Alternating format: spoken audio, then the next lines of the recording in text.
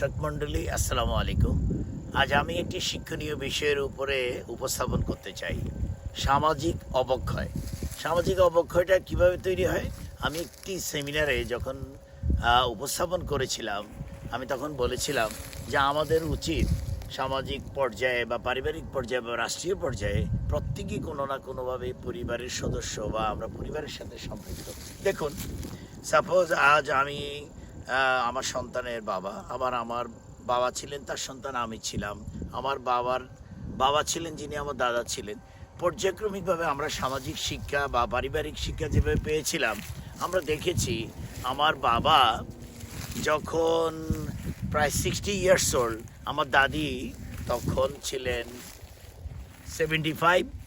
তখনও আমার বাবা আমার দাদিকে দেখলে ভয় পেতেন এবং আমার দাদির ইনস্ট্রাকশন সবসময় ফলো করতেন এবং বিনয়ের সহিত মাথা নত করে সব কিছু মেনে নিতেন।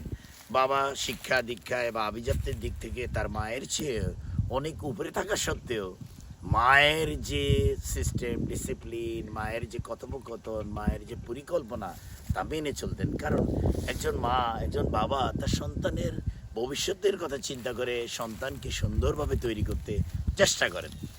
এই পৃথিবীতে যে কোনো প্রান্তেই আমরা থাকি না কেন, আমরা যার যার ঘর থেকে প্রত্যেক পরিবারের সদস্য, বাবা এবং মা, যদি তার সন্তানকে আমরা সঠিক সুন্দরভাবে যত্নশীল হই এবং তাদের ব্যাপারে আমরা নার্সিং করি, তারা কোথায় যায়, কার সঙ্গে মিশে, কেমন বন্ধুদের সাথে উঠা বসা করে, পড়াশোনা যে প্রতিষ্ঠানে করে সে শিক্ষকদের সাথে সময় অনুযায়ী যে কোনো সময় আমরা যদি যে টিচারদের সঙ্গে যোগসূত্র তৈরি করি এবং সন্তান সম্পর্কে জানতে চাই, দেখা যাবে আমি আমার সন্তানকে ফলো আপ করে একটা পর্যায়ে যখন নিয়ে যাব, যখন সে তার অবস্থান সম্পর্কে যে জানতে পারবে, নিজের অবস্থান সে নিজে তৈরি করবে, অটোমেটিক সেও একজন ভালো মানুষ হিসেবে তৈরি হবে।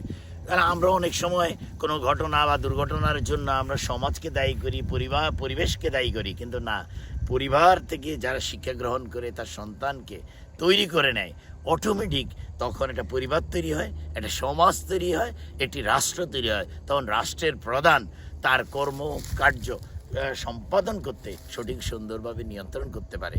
তাহলে আমাদের কার্যক্রমকে সঠিক সুন্দরভাবে করতে হলে আমাদের পারিবারিক থেকে শুরু করতে হবে। তাহলে আমাদের সামাজিক অবক্ষয় থেকে আমরা মুক্তি পাবো এবং একটি সুন্দর সমাজ, সুন্দর রাষ্ট্র, সুন্দর পরিবার গঠন করতে পারবো। সবাই ভালো থাকুন। অন্য আরেক সময় আরেকটা সুন্দর টপিকস নিয়ে কথা বলবো। আল্লাহ হাফেজ।